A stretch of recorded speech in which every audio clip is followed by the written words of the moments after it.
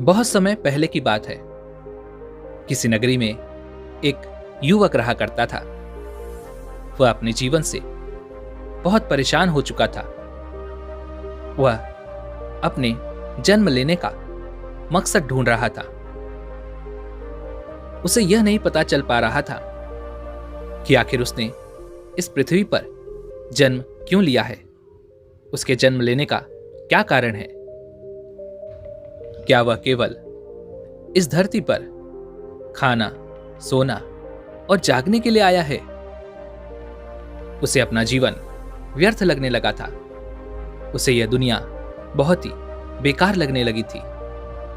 उसे इस धरती के लोग बहुत ही व्यर्थ लग रहे थे। उसे यह नहीं समझ आ रहा था कि आखिर यह लोग अपना जीवन कैसे व्यतीत कर रहे हैं। ना तो इनके जीवन में कोई मकसद है, ना ही ये अपने जीवन में कुछ करना चाहते हैं, और ना ही इन्हें यह पता है कि आखिर इन्होंने धरती पर जन्म ही क्यों लिया है। चारों तरफ केवल भाग दौड़ मची हुई है। हर कोई एक दूसरे से आगे निकलना चाहता है, एक दूसरे को पछाड़ना चाहता है। चारों तरफ केवल मायूसी है। हर कोई अलग अलग चेहरे बनाकर घूमता है। देखने में तो सभी लोग मासूम दिखाई पड़ते हैं, लेकिन हर किसी के अंदर दोष है, और जो सबसे बड़ा दोषी है वही सबसे ज्यादा मासूम दिखाई पड़ता है। और जो वास्तविकता में मासूम है वह दोषी नजर आता है। इस धरती पर कोई किसी से खुश नहीं है। हर कोई एक दूसरे से दुखी है। कोई एक पल आपको खुशी देता है तो दूसरे ही पल वो आपको दुख दे जाता है। वह युवक लोगों के जीवन को बड़े ही ध्यानपूर्वक देखता और समझता। वह इतना समझ चुका था कि लोगों का जीवन बस चलता जा रहा है। कोई अपने जीवन को जी नहीं रहा। कोई भी अपने जीवन में कुछ कर नहीं रहा है। बस ये सब होता चला जा रहा है। ऐसे में वह व्यक्ति यह सोचता कि क्या मैं भी इसी तरह का जीवन जीने आया हूं? क्या मेरे जीवन का कोई मकसद नहीं? वह अपने जीवन में कुछ अलग करना चाहता था, कुछ खास करना चाहता था, लेकिन उसे यह नहीं समझ आ रहा था कि वह क्या करे। उसके मन में हमेशा यह एक सवाल खटकता रहता कि आखिर वह क्या करने आया है। और यही वह सवाल था जो उसे यहां से वहां भटका रहा था। वह अपने सवालों का जवाब चाहता था, लेकिन उसे उसके सवालों का जवाब मिल नहीं रहा था। कई दिनों के अथक प्रयासों के बाद भी जब उसे उसके इन सवालों का जवाब नहीं मिल पाया, तो वह यह सोचने लगा, इस जीवन को जीकर क्या फायदा जब मैं अपने मकसद को पूरा ही ना कर पाऊं। या तो मैं उन लोगों की तरह इस जीवन को जीऊं जिन्हें यह तक नहीं पता कि वह अपने जीवन को किस तरह से जी रहे हैं, या फिर मैं इस जीवन का अंत कर दूं। काफी कुछ सोच विचार करने के बाद आखिरकार उसने यह तय किया कि वह अब इस दुनिया को छोड़कर चला जाएगा, क्योंकि उसने इस दुनिया में बहुत कुछ देख लिया है। वह यह जान चुका है कि यह दुनिया इसी तरह से चल रही है और इसी तरह से चलती रहेगी। इसके अलावा उसे यहां पर और कुछ जानने के लिए नहीं बचा है। तो इस प्रकार का यह व्यर्थ जीवन जीकर क्या फायदा? इसलिए उसने यह तय किया कि वह अपने इस शरीर को त्याग देगा। यह सोचकर वह एक रास्ते पर चला जा रहा था। वह रास्ता कहां जा रहा था इसका भी उसे ज्ञान नहीं था। उसके मन में बस एक ही ख्याल था कि आखिर मैं इस जीवन को जीकर क्या करूंगा। जब यह जीवन मुझे औरों की तरह जीना है तो ऐसा जीवन मुझे नहीं जीना। इसी ख्याल में मगन होकर वह रास्ते में आगे बढ़ता चला जा रहा था। काफी समय बीत चुका था। धीरे धीरे शाम का वक्त हो चुका था। तभी रास्ते में उसे एक आश्रम नजर आया। वह उस आश्रम में गया और वहां पर उसे एक बौद्ध भिक्षु मिले। उस व्यक्ति ने उन बौद्ध भिक्षु से कहा, हे गुरुवर, मैं ये दुनिया देख चुका हूं। मैंने बहुत लोगों को देखा, उनके जीवन को समझा, उनके जीवन को परखा, और मैं ये समझ चुका हूं कि यह दुनिया इसी तरह से चल रही है और इसी तरह से चलती रहेगी, क्योंकि किसी को भी यह ज्ञात नहीं है कि वह इस धरती पर क्यों आया है, उसके जीवन का क्या मकसद है। सभी लोग केवल एक ही चीज चाहते हैं और वह है खुशी। लेकिन यह खुशी किसी को कोई देना नहीं चाहता, केवल पाना चाहते हैं। सब एक दूसरे से दया चाहते हैं, लेकिन कोई किसी पर दया करना नहीं चाहता। लोगों को एक दूसरे से नाराज रहना बहुत पसंद है। प्यार पाने के लिए भी लोग एक दूसरे से नाराज रहते हैं, और यदि कोई किसी से प्रेम करता भी है तो वह भी उसमें अपना स्वार्थ जरूर देखता है। वह कुछ न कुछ ऐसा अवश्य सोचकर उस व्यक्ति से प्यार करता है। वह यह पहले ही सोच लेता है कि इस प्रेम से मुझे कोई लाभ होगा या नहीं।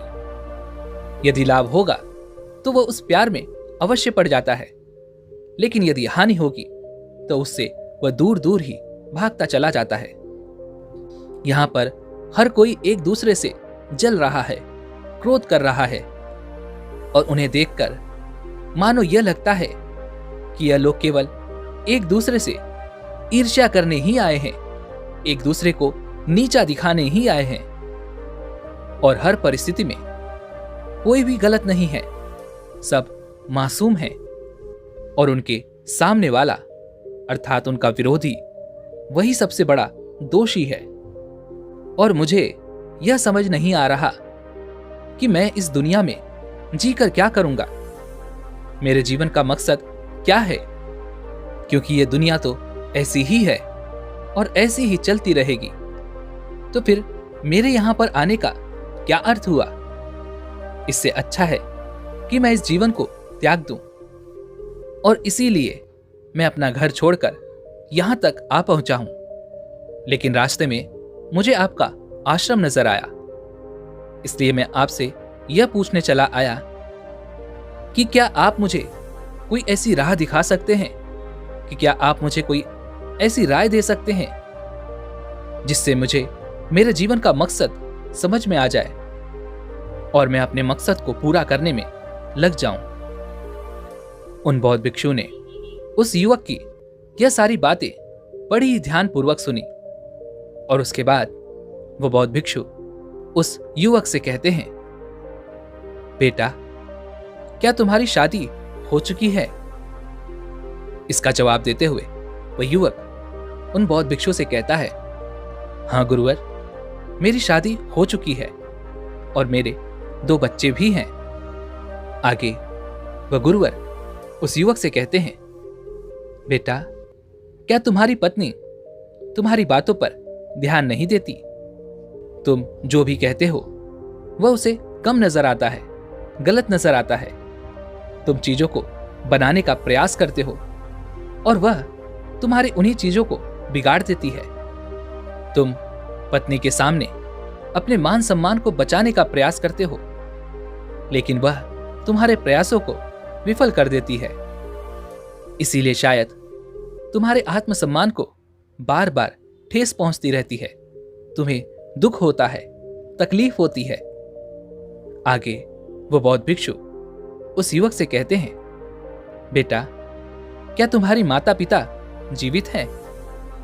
तभी वह युवक इस बात का जवाब देते हुए कहता है, हाँ गुरुवर, मेरे माता और पिता दोनों जीवित हैं। आगे वो बौद्ध भिक्षु उस युवक से कहते हैं, क्या तुम्हारी पत्नी तुम्हारी मां का उस तरह से आदर कर पाती है जिस तरह से वह अपनी मां का करती है? नहीं ना। तुम्हें एक पूरब नजर आती है तो दूसरी पश्चिम, और तुम्हारा पूरा जीवन इन्हीं विवादों में पिसकर रह गया है। क्या मैं सही नहीं कह रहा?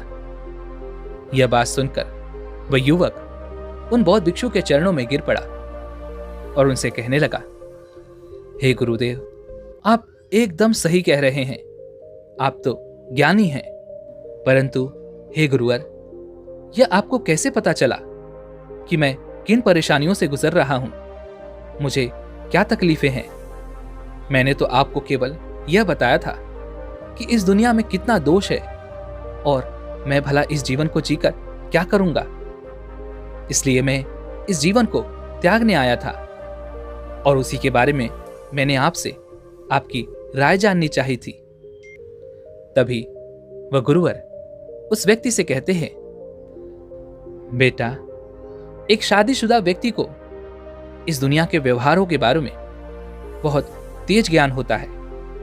जिस प्रकार तुम्हें इसका आभास हो रहा है, इसका अनुभव हो रहा है, उसी तरह से और लोग भी एक समय तक तो सन्यासी बनने के बारे में सोचते रहते हैं, या फिर वह अपने जीवन को त्यागने का निश्चय कर लेते हैं। लेकिन वहीं पर अधिकांशतः लोग ऐसे भी हैं जो अपनी इस जीवन से समझौता कर लेते हैं और चुपचाप इस जीवन को जीते चले जाते हैं। और मुझे यह बात इसलिए पता है क्योंकि मैं भी पहले एक संसारी था। उन बौद्ध भिक्षु की यह बात सुनकर वह युवक मन ही मन यह सोचने लगता है कि उसके दुख दर्द को समझने वाला कोई तो उसे मिल चुका है। यह सोचकर वह उन बौद्ध भिक्षु से कहता है, हे गुरुवर, तो आपकी राय में अब मुझे क्या करना चाहिए? इसका जवाब देते हुए वह बौद्ध भिक्षु उस युवक से कहते हैं, बेटा, जो तुमने अभी तक आभास किया है, जो तुमने अभी तक अनुभव किया है इस दुनिया के बारे में कि यह दुनिया एक जैसी ही चलती रहती है, सब लोग एक जैसा ही व्यवहार करते हैं, किसी के जीवन में कोई मकसद नहीं, इसका केवल एकमात्र कारण है और वह यह है कि हर कोई एक ही जैसी चीजों का गुलाम बना हुआ है। सब कुछ किसी के नियंत्रण में है और जिसकी गुलामी हम सब कर रहे हैं। देखने पर तो हम सभी आजाद नजर आते हैं, लेकिन वास्तविकता तो यही है कि हम सब गुलाम ही हैं और अपना यह जीवन गुलामों की तरह ही जीते चले जा रहे हैं। और इसी तरह से एक दिन हम मृत्यु को भी प्राप्त हो जाते हैं। यह बात सुनकर वह व्यक्ति अत्यधिक क्रोधित हो उठा। उसने उन बौद्ध भिक्षु से कहा, क्या आप मुझे गुलाम कह रहे हैं? मैं किसी का गुलाम नहीं हूं। उस व्यक्ति की यह बात सुनकर वह बौद्ध भिक्षु मुस्कुराने लगे और उस व्यक्ति से कहते हैं, बेटा, तुम तो एक महान व्यक्ति हो और मेरा यह सौभाग्य है कि मुझे तुम जैसे युवक का दर्शन हुआ। तुम जैसा युवक मेरे आश्रम में आया। जितनी ज्ञान की बातें मैंने तुमसे सीखी हैं, आज तक मुझे किसी से भी इतनी ज्ञान की बातें सुनने को नहीं मिली। यहां तक कि मैं खुद भी इतनी ज्ञान की बातें नहीं जानता। मैं तो तुम्हारा आभारी हूं। मैं हाथ जोड़कर तुम्हें प्रणाम करता हूं। यह सुनकर उस युवक का पूरा क्रोध पल भर में शांत हो गया। यह सुनकर वह युवक अत्यधिक प्रसन्न हो उठा। उसका सीना चौड़ा हो गया और उसने उन बौद्ध भिक्षु से कहा, हे गुरुवर, कहने को तो आप गुरु हैं, लेकिन मैं आपसे ज्यादा बुद्धिमान हूं और यह बात मैं अच्छी तरह से जानता हूं और मैं यह भी समझ चुका हूं कि अब इस दुनिया में मेरा कोई नहीं, इस दुनिया में मेरा कोई हक नहीं है। बाकी के लोग जो इस जीवन को जी रहे हैं, उनका जीवन व्यर्थ है। मेरे जैसा व्यक्ति कभी कभार ही इस दुनिया में जन्म लेता है। उस युवक की ये सारी बातें सुनकर वह बौद्ध भिक्षु उस युवक से कहते हैं, तुम तो बेवकूफ हो। तुम्हारे जैसा मूर्ख तुम्हारे जैसा गधा मैंने आज तक नहीं देखा। तुम इस दुनिया में सबसे बड़े पागल हो जिसे मैं पहली बार मिल रहा हूं, और इतने बड़े पागल से मैं पहली बार मिल रहा हूं। अरे मूर्ख, तुम्हें किस बात का अहंकार है? तुम्हारे पास क्या है? ना तो तुम्हारे पास बुद्धि है, और ना ही तुम्हारे पास कोई ज्ञान, और ना ही तुम्हारे पास कोई धन संपत्ति है। तो फिर तुम किस चीज पर अहंकार कर रहे हो? उन बौद्ध भिक्षु के मुख से यह बात सुनकर उस युवक के मन को गहरी ठेस पहुंची। वह युवक अत्यधिक क्रोधित हो उठा। उसने उन गुरुवर से कहा, यदि मैं मूर्ख हूं तो आप कौन से ज्ञानी हैं? यदि मैं गधा हूं तो आप भी गधे हैं। तुम भी तो संसारी थे। तुमने भी तो अपने पत्नी और बच्चों को छोड़ दिया और वहां से भाग चले। तुम डरपोक थे, जिस कारण तुमने संन्यास ग्रहण कर लिया। लेकिन मैं बहादुर हूं, और मैं बहादुरों की तरह मृत्यु को प्राप्त करूंगा। मैं इस झूठे संसार में नहीं रहना चाहता, जहां हर एक व्यक्ति एक दूसरे से झूठ बोलने में लगा हुआ है, झूठ का मुखौटा ओढ़े यहां से वहां घूम रहा है। कोई किसी का नहीं, कोई किसी की मदद नहीं करना चाहता, कोई किसी पर दया नहीं करना चाहता। फिर ऐसे लोगों के साथ रहकर क्या लाभ? यह बात सुनकर वह बौद्ध भिक्षु उस युवक से कहते हैं, बेटा, तुम इतने क्रोधित क्यों हो रहे हो? मैं तो बस इतना कहना चाहता था कि तुम्हारी पत्नी तुमसे ज्यादा ज्ञानी है, वह तुमसे ज्यादा संस्कारी है। यदि तुम उसकी बात मानोगे तो हमेशा सुखी रहोगे और तुम्हारा जीवन खुशहाल बना रहेगा। इसलिए जाओ और उसकी आज्ञा का पालन करो। उन बौद्ध भिक्षु के मुख से यह बात सुनकर वह युवक और भी ज्यादा क्रोधित हो उठा। उस युवक के अहंकार को एक गहरा आघात हुआ। वह युवक क्रोधित होकर उन बौद्ध भिक्षु से कहता है, आप ये कैसे कह सकते हैं कि मेरी पत्नी मुझसे अधिक ज्ञानी है, वह मुझसे अधिक संस्कारी है? क्या आपने उसे कभी देखा है? यह तो मेरा धैर्य है, यह तो मेरा ज्ञान है कि आज तक मेरा और उसका रिश्ता कायम है। यह तो मेरी वजह से ही अभी तक हमारी शादीशुदा जिंदगी बची हुई है, नहीं तो कब का मैंने उसे अपने घर से निकाल दिया होता। उस युवक की ये सारी बातें सुनकर वह बौद्ध भिक्षु जोर से मुस्कुरा पड़े और उस युवक से कहते हैं, बेटा, मैं तो तुम्हें गलत समझ बैठा, माफ करना। तुम किसी के गुलाम तो नहीं, लेकिन तुम डरपोक हो। तभी तो तुम मृत्यु प्राप्त करने निकले थे, लेकिन मेरे पास आ गए ताकि मैं तुम्हें मृत्यु से बचा लूं और तुम्हें कोई ऐसा रास्ता बता दूं जिससे तुम्हें अपने इस शरीर को त्यागना ना पड़े। तुम्हारे जैसा डरपोक व्यक्ति मैंने आज तक नहीं देखा। यह बात सुनकर वह व्यक्ति और भी ज्यादा क्रोधित हो उठा। उसने उन बौद्ध भिक्षु से कहा, देखिए गुरुवर, आप मेरा अपमान कर रहे हैं। मैं आपको सम्मान दे रहा हूं और आप हैं कि मेरा मजाक पे मजाक बनाए जा रहे हैं। मैं किसी से नहीं डरता, मुझे किसी का डर नहीं। मैं अभी और इसी वक्त आपके आश्रम के उस पेड़ से लटक कर मृत्यु को प्राप्त हो जाऊंगा। तब आपको मेरी बातों पर अवश्य विश्वास होगा कि मैं किसी से नहीं डरता। तभी वह बौद्ध भिक्षु बड़ी ही विनम्रता से उस व्यक्ति से कहते हैं, बेटा, पेड़ से लटकने की क्या आवश्यकता है? तुम एक काम करो, बस मेरी एक बात मान लो। आज रात के लिए तुम यहीं रुक जाओ।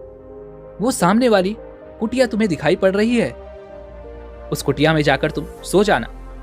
उस कुटिया में एक बहुत ही जहरीला सांप रहता है। उसका विष इतना खतरनाक है कि तुम्हें वह कब मौत की नींद सुला देगा, तुम्हें जरा भी आभास नहीं होगा। वह युवक अपने साहस को दिखाने के लिए उन बौद्ध भिक्षु की इस बात को मान लेता है और रात को जाकर वो सामने वाली उस कुटिया में जाकर सो जाता है। तभी अचानक आधी रात को उस युवक के जोर जोर से चिल्लाने की आवाजें सुनाई पड़ती हैं और यह आवाज सुनकर वो बौद्ध भिक्षु भी दौड़े दौड़े उस कुटिया के पास पहुंचते हैं। वह देखते हैं कि वह युवक एक डंडा लेकर सांप को मारने का प्रयास कर रहा है और डर के मारे चिल्ला भी रहा है। जब उन गुरुवर ने रोशनी की तो उन्होंने देखा कि वह युवक एक रस्सी को पीट रहा था और उसे सांप समझकर जोर जोर से चिल्ला रहा था। तभी उन बौद्ध भिक्षु ने उस युवक से कहा, बेटा, आखिर तुम क्यों डर रहे हो? कहां है सांप? लेकिन वह युवक नींद के कारण अपनी ही धुन में था। वह सांप सांप चिल्लाता रहा। तभी उन बौद्ध भिक्षु ने जोर की आवाज में कहा, बेटा, यह रस्सी है, सांप नहीं। लेकिन वह युवक सुनने का नाम ही नहीं ले रहा था। तभी उन बौद्ध भिक्षु ने पास ही में पड़ा हुआ एक डंडा उठाया और उसके पीठ पर जड़ दिया। उस युवक से कहने लगे, बेटा, तुम इतना क्यों डर रहे हो? यहां पर कोई सांप नहीं है। तब वह युवक उन बौद्ध भिक्षु से कहता है, हे गुरुवर, तब आपने मुझे क्यों डराया था कि इस कुटिया में एक जहरीला सांप रहता है? इस बात पर वो बौद्ध भिक्षु मुस्कुरा पड़े और उस युवक से कहते हैं, बेटा, मैं तो तुम्हें केवल इतना समझाने का प्रयास कर रहा था कि हम बाहर के लोगों को देखते रहते हैं, उन्हें पढ़ते हैं, उन्हें समझते हैं, उन्हें परखते हैं और हमेशा कुछ न कुछ अंदाजा लगाते रहते हैं। लेकिन कभी भी हम अपने आप की तरफ ध्यान नहीं देते। हम क्या कर रहे हैं, हमारे अंदर क्या कमी है। हम अपने आप को पढ़ने का, अपने आप को समझने का कभी प्रयास तक नहीं करते। जितना हम दूसरों के बारे में जानना चाहते हैं, उतना हम कभी भी अपने आप के बारे में जानने के लिए जिज्ञासु नहीं है। इसी कारणवश हम अपने ही गुलाम बन बैठे हैं और हम इस गुलामी को कभी स्वीकार नहीं करते, क्योंकि हमें इसके बारे में पता तक नहीं। हम इसके बारे में जानते ही नहीं कि हम किस तरह से अपनी ही भावनाओं के गुलाम बन बैठे हैं।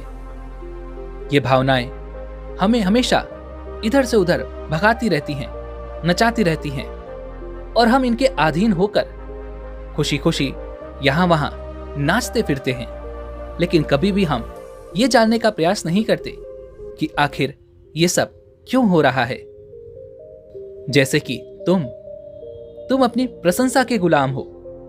अगर मैं तुम्हारी प्रशंसा ना करूं तो तुम क्रोधित हो उठते हो, और यदि मैं तुम्हारी प्रशंसा करूं तो तुम अत्यधिक खुश हो जाते हो। और उस कारण से तुम कभी भी वास्तविकता को नहीं देख पाते, तुम कभी भी सत्य को नहीं देख पाते। और यदि कोई तुमसे झूठ भी कह दे, यदि वो तुम्हारी झूठी प्रशंसा भी कर दे, तब भी तुम अत्यधिक प्रसन्न हो जाते हो। अगर मैं तुम्हें मूर्ख कह दूं, गधा कह दूं, तो तुम क्रोधित हो जाते हो, क्योंकि तुम अपने क्रोध के भी गुलाम हो। इस क्रोध ने तुम्हें अपने नियंत्रण में रखा हुआ है। तुम्हारे लिए एक ही कार्य रह जाता है कि तुम क्रोध करो। क्या तुमने अपने जीवन में कभी यह अनुभव किया है कि कोई तुम्हें कुछ गलत कह दे, कोई तुम्हें कुछ अपशब्द कह दे और तुमने उसका जवाब ना दिया हो? क्या तुमने उस पर पलटकर क्रोध ना किया हो? इसके जवाब में वह व्यक्ति उन बौद्ध भिक्षु से कहता है, नहीं नहीं गुरुवर, जब भी मुझे कोई अपशब्द कहता है तो मैं इसका पलटकर उसे जवाब अवश्य देता हूं, क्योंकि मुझे बहुत ही जल्द क्रोध आ जाता है। तभी वह बौद्ध भिक्षु उस युवक से कहते हैं, क्योंकि बेटा, तुम क्रोध के गुलाम हो। क्रोध पर तुम्हारा कोई नियंत्रण नहीं है। जब तुम्हारे पास कोई और रास्ता नहीं बचता, जब तुम्हें लगता है कि अब तुम इस परिस्थिति से नहीं निकल पाओगे, तब तुम क्रोधित हो उठते हो, क्योंकि तुम क्रोध के भी गुलाम बन चुके हो। और केवल इतना ही नहीं, अहंकार ये भी तुम्हारे अंदर खूब ठूस ठूस कर भरा हुआ है।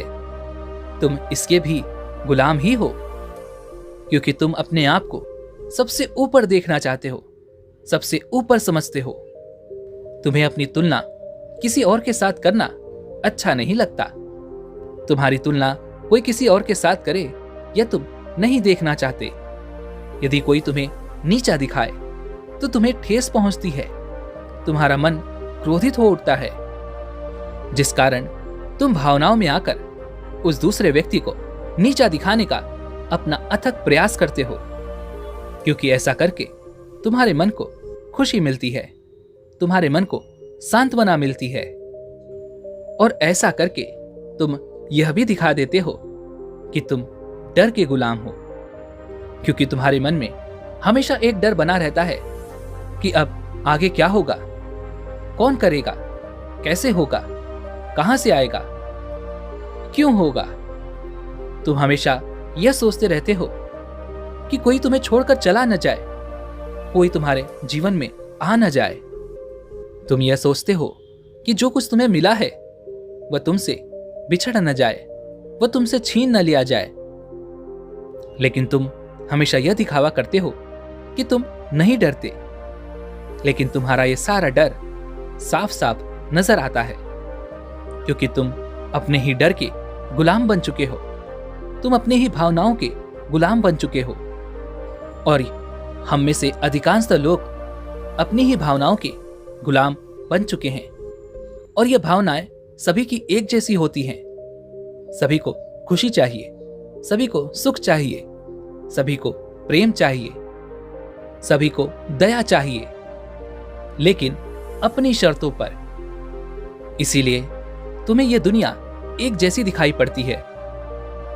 तभी वह युवक उन बौद्ध भिक्षु से कहता है, हे गुरुवर, आप सही कहते हैं।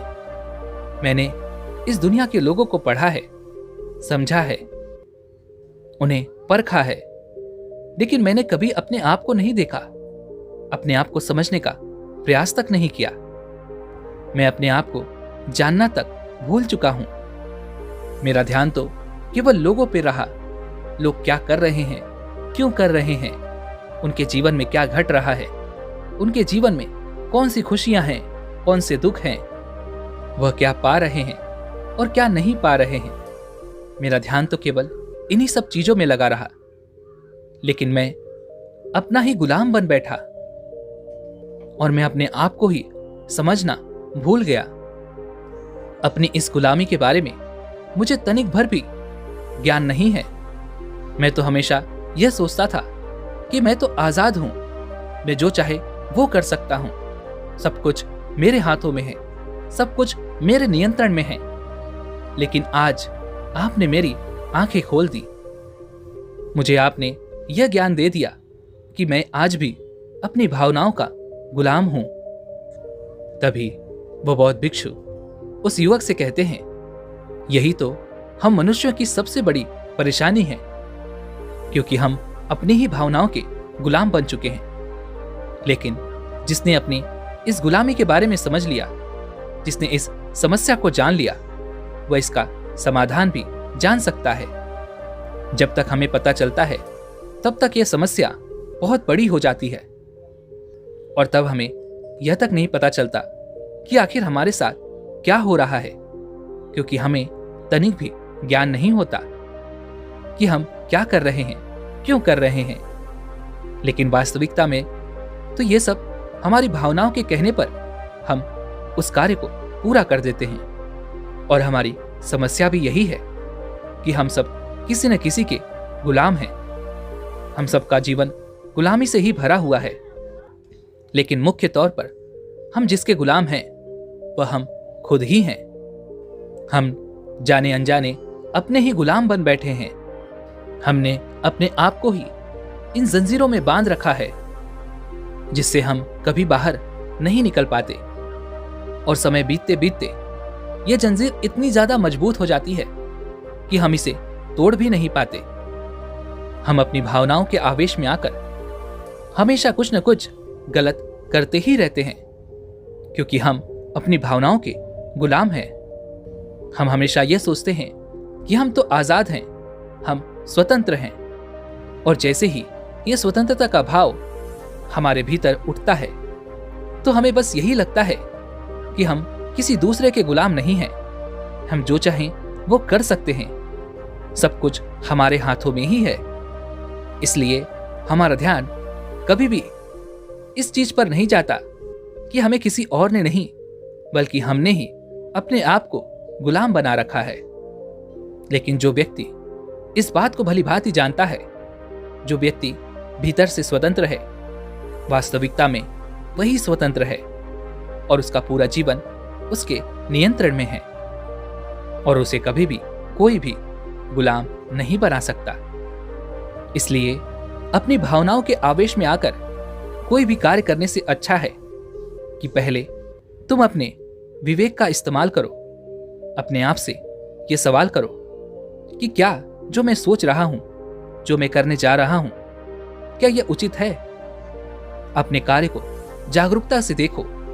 जो भी तुम दिन भर में कर रहे हो, हर एक कार्य को, हर एक क्षण को जागरूक होकर देखने का प्रयास करो। तभी तुम इस गुलामी से आजाद हो पाओगे और सही मायने में तभी तुम स्वतंत्र हो पाओगे।